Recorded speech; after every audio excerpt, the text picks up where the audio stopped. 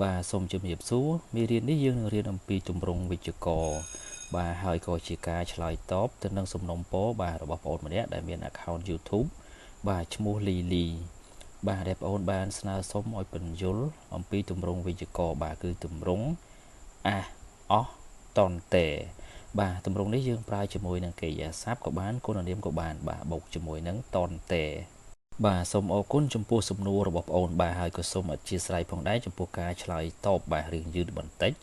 បាទអញ្ចឹងយើងមកមើលពីរបៀបប្រើប្រាស់បាទសម្រាប់ទម្រង់តនតេនេះបាទយើងប្រើបានទាំងជាមួយនឹងកិរិយាសព្ទគុណនាមនិងនាមផងដែរបាទហើយពេលដែលយើងប្រើប្រាស់បាទយើងអត់បែងចែកកិរិយាសព្ទឬក៏គុណនាមនឹង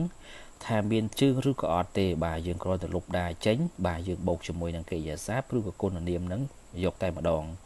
បាទហើយ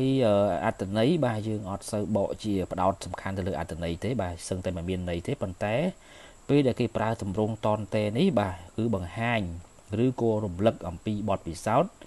អ្វីមួយដែលគេបានធ្វើបានឃើញឬក៏បានដឹងបាទកាលពីពេលមុនបាទហើយយកមកផ្ដល់ជាដំបូលមានសម្រាប់យើងតើយើងគួរទៅទីណាឬក៏ធ្វើរឿងអីបាទឬក៏គេអាចនឹងផ្ដល់ជាយោបល់ថាកុំធ្វើរឿងនឹងអីបាទដោយសារតែវាមានបញ្ហាអីមួយបាទអញ្ចឹងយើងមើលឧទាហរណ៍បាទដើម្បីឲ្យងាយស្រួលយល់បាទអញ្ចឹងឧទាហរណ៍ដូចជា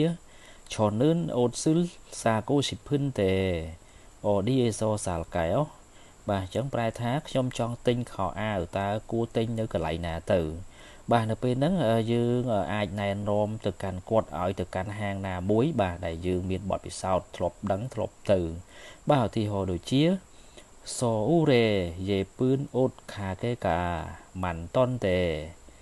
ខគីអេខាផូសេអូបាទប្រែថានៅទីក្រុងសេអ៊ូលបាទមានហាងលក់ខោអាវស្អាតស្អាតជាច្រើនបាទសូមសាកទៅទីនោះមើលបាទអញ្ចឹងយើងប្រាប់ដូច្នេះបានន័យថាយើងធ្លាប់ទៅម្ដងបាទយើងមានបទពិសោធន៍ធ្លាប់ដឹងម្ដងរួចហើយបាទឬក៏ច្រើនដងដែលយើងបានទៅទីនោះបាទឬក៏ពេលដែលយើងឮថាគាត់ចង់ទៅទីនោះបាទយើងដឹងថាទៅទីហ្នឹងតម្លៃថ្លៃបាទអញ្ចឹងសូមកុំទៅទីនោះអីបាទអញ្ចឹងដោយសារអីដោយសារយើងធ្លាប់ទៅយើងនិយាយពីបទពិសោធន៍របស់យើងបាទឧទាហរណ៍ដូចជាគឺខាកេខាខ្យូគីភីសាតុនតេខាជីម៉ាសេអូបាទហាងនៅទីនោះមានតម្លៃថ្លៃបាទសូមកុំទៅអីបាទដោយសារយើងមានបទពិសោធន៍ហើយបាទយើងណែនាំប្រាប់គេបាទឧទាហរណ៍បន្តទៀតបាទឧទាហរណ៍ដូចជាជូម៉ារ៉េខាត់ជីស៊ីចាំងអេខាល់កែបាទតើចុងសប្តាហ៍ទៅផ្សារជាមួយខ្ញុំអត់បាទនៅពេលនោះបើសិនជាយើងមានបទពិសោធន៍ធ្លាប់ទៅបាទហើយតែងតែមានភាពស្ទះផ្លូវបាទយើងអាចប្រើជាទម្រង់ហ្នឹងបាទឧទាហរណ៍ដូចជាជូម៉ារ៉េខាមយ៉ុនគីរីម៉ានីម៉ាខីតុនតេអូនឺលខាចាបាទអញ្ចឹងយើងប្រែថាបើសិនជាទៅចុងសប្តាហ៍បាទគឺវាផ្លូវស្ទះខ្លាំងអញ្ចឹងតោះទៅថ្ងៃនេះទៅបាទឧទាហរណ៍បន្តទៀតបាទឧទាហរណ៍ដូចជាឆនឿនម៉ាត់ធឺអេខាតាអូលកេអូបាទអញ្ចឹងយើងប្រែថាខ្ញុំទៅម៉ាត់បន្តិចបាទនៅពេលនោះយើងទឹមតែចេញមកពីក្រៅយើងដឹងថាអាកាសធាតុនៅខាងក្រៅ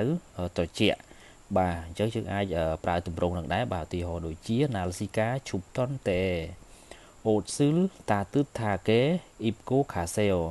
បាទអាកាសធាតុត្រជាក់អញ្ចឹងសូមពាក់អាវឲ្យក្រាស់ឬក៏ឲ្យកក់ក្ដៅសូមចាំទៅបាទសូមចាំទៅបាទអញ្ចឹងសម្រាប់ទម្រង់តនតេដូចបានបញ្យល់មុននឹងក៏ដូចជាបានមើលឧទាហរណ៍ជាបន្តបន្ទាប់បាទយើងអត់ផ្ដោតសំខាន់ទៅលើអត្ថន័យទេបាទយើងផ្ដោតទៅលើបទពិសោធន៍ដែលយើងបានដឹងឬក៏បានឃើញបាទហើយយើងផ្ដល់ជាការណែនាំដំបូលមានឬក៏សួរទៅកាន់នរណាម្នាក់បាទអំពីរឿងរ៉ាវទាំងអស់ហ្នឹងបាទគួរទៅឬក៏គួរធ្វើឬមិនគួរធ្វើបាទអញ្ចឹងយើងបញ្ចប់មេរៀនយើងត្រឹមហ្នឹងអរគុណចំពោះការទស្សនា